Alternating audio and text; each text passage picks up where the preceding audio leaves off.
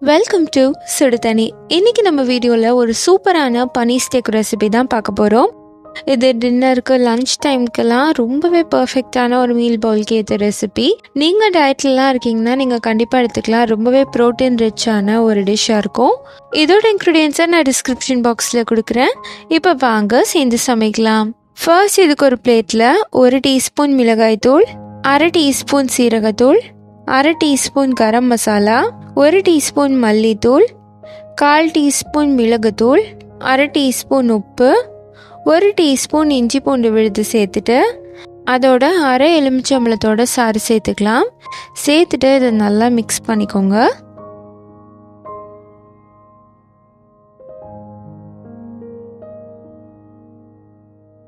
கொஞ்சமாக தண்ணி சேர்த்து இதை நல்லா மிக்ஸ் பண்ணிக்கலாம். இப்போ இது கூட 1 டேபிள் ஸ்பூன் கடலை மாவு சேர்த்து நல்லா மிக்ஸ் பண்ணிக்கோங்க. ஸோ கடலை மாவு சேர்க்கும் போது கோட்டிங் நல்லா வரும், அதுக்காக தான் சேர்க்குறோம். நம்மளுக்கு அந்த மேரினேஷனோட மசாலாவும் கொஞ்சம் கூட கிடைக்கும். ஸோ இந்த மாதிரி நல்லா மிக்ஸ் பண்ணிக்கோங்க. நல்லா திக்காக இந்த மாதிரி இருக்கணும். இருக்கட்டும். அடுத்து ஒரு 200 கிராம் பன்னீர் எடுத்துட்டு அதை இந்த மாதிரி ஹாஃபாக கட் பண்ணிக்கிறேன். ஸோ பன்னீர் கொஞ்சம் தின்னாக இருக்கும் போது ரொம்பவே நல்லாயிருக்கும். ஸோ அதில் பாதியாக கட் பண்ணிக்கலாம். முழு பன்னீராக யூஸ் பண்ணிங்கன்னா நடுவில் எந்த ஒரு மசாலாவுமே இருக்காது, அது ரொம்ப பிளாண்டாக இருக்கும். ஸோ அதனால் இந்த மாதிரி கட் பண்ணி யூஸ் பண்ணுங்கள். கொஞ்சமாக கீரியும் விட்டுக்கலாம், ஸோ மசாலா நல்லா உள்ளே போகும்.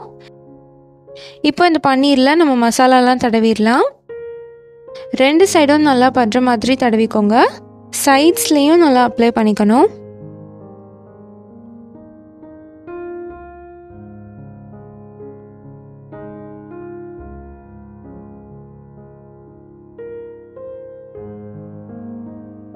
இப்போ இதே மாதிரி 2 பீஸ்லேயும் நான் பண்ணிட்டேன். இதை ஒரு 30 மினிட்ஸ் ஊற வச்சிடலாம். அடுத்து ஒரு தவாவில் கொஞ்சமாக எண்ணெய் சேர்த்துட்டு நம்ம மேரினேட் பண்ணி வச்சுருக்க பன்னீர் பீஸஸை அதில் சேர்த்துடலாம். சேர்த்துட்டு லோ ஃப்ளேமில் வச்சுட்டு 2 சைடும் திருப்பி போட்டு நல்லா குக் பண்ணிக்கோங்க. மசாலா மிச்சம் இருந்துச்சுன்னா நீங்கள் அதையுமே அப்ளை பண்ணி நல்லா குக் பண்ணலாம். நான்ஸ்டிக் தவாவாக இருந்துச்சுன்னா ஒட்டாமல் வரும். ஸோ முடிஞ்ச அளவுக்கு நான்ஸ்டிக் வச்சுருந்திங்கன்னா அதை யூஸ் பண்ணிக்கோங்க.